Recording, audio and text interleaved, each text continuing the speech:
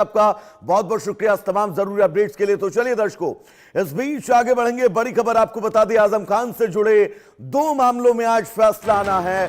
तनखैया और भड़काऊ भाषण केस पर सुनवाई पूरी है।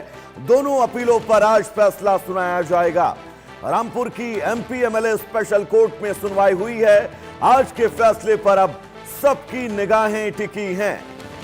तो दोनों अपीलों पर आज फैसला सुनाया जाएगा। समाजवादी पार्टी के वरिष्ठ नेता आजम खान के लिए आज का दिन बहुत अहम है।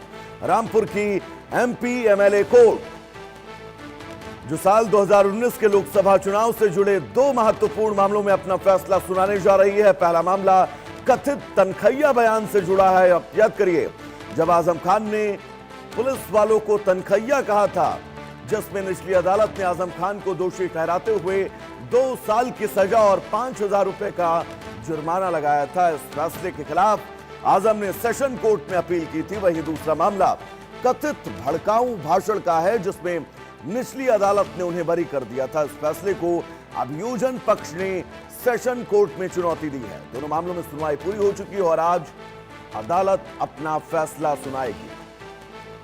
आपको बता दें, अब सबकी निगाहें इस बात पर हैं कि अदालत दोनों मामलों में फैसला क्या देने वाली है, क्योंकि बीते तकरीबन 5 सालों से आजम खान के लिए मुश्किलें, चुनौतियां कम होने का नाम नहीं ले रही हैं और इस बीच 2 और मामलों में आज फैसला संभव है। फहीम खान हमारे साथ जुड़े हुए हैं तमाम जरूरी अपडेट्स के साथ। फहीम, याद करिए, आजम खान अपने बड़बोलेपन में किन किन स्थितियों में और किन किन बयानों तक चले जाते थे, यह पूरा देश जानता है। लेकिन एमपी एमएलए कोर्ट आज 2 मामलों में फैसला सुना सकता है। क्या उम्मीदें हैं, कैसे ये पूरी हियरिंग हुई और कैसे ये मामला एमपी एमएलए कोर्ट तक पहुंचा, विस्तार से समझाइएगा।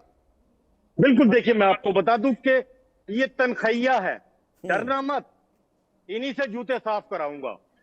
ये जो बयान था आजम खान का, ये उन पे भारी पड़ा।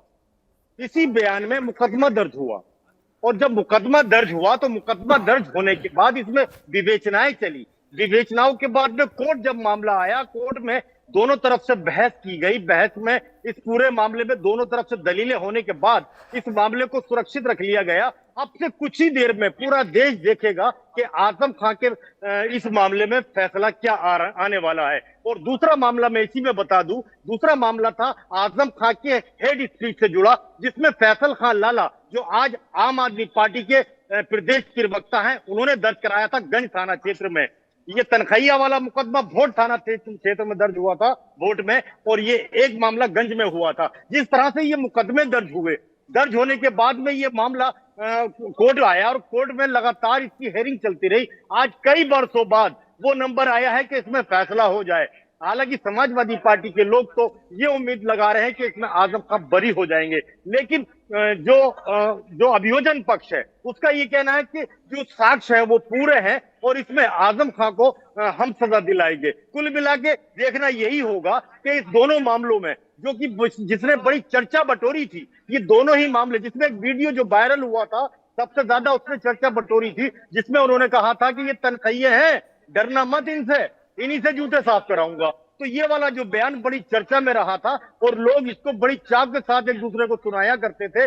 और आज इसी मामले में फैसला आना है और इस फैसले में क्या आएगा ये देखने वाली बात होगी। लेकिन एमपी एमएलए स्पेशल कोर्ट में इसका फैसला चंद मिनटों में अभी आने वाला है और हम अपने दर्शकों को बताएंगे किस तरह से वो फैसला आएगा। रामपुर के सांसद मोहिबुल्लाह नदवी भी रामपुर पहुंचे और पहुंचने के बाद उन्होंने जौहर यूनिवर्सिटी और रामपुर के सर्किट हाउस में बैठ के इंडिया न्यूज से बात की और बताया कि किस तरह से उनका भी स्टैंड रहने वाला है। तो जिस तरह से आज इन 2 मामलों में फैसला आएगा, ये फैसले पे देश और दुनिया की नजरें टिकी हुई है और इस फैसले में कहीं ना कहीं आजम खान के लिए अगर राहत आती है तो ये बड़ी बात होगी। अगर राहत नहीं आती है तो जैसे कि 38 भवन को तोड़े जाने का आदेश हो चुका है, बीच यूनिवर्सिटी के बीच में एक बोर्ड लगा दिया गया है कि ये राम रास्ता है 3.5 किलोमीटर का, 2 मुसीबत, और फिर आज की बात, अगर ये इनके अपोजिट जाता है फैसला तो ये 3 मुसीबतें आजम खान के लिए बहुत भारी पड़ जाएंगी। अब देखना यही होगा कि कोर्ट का फैसला क्या आता है, लेकिन सभी की नजरें इस फैसले पर टिकी हुई है। जी फहीम, जैसा कि मैंने अभी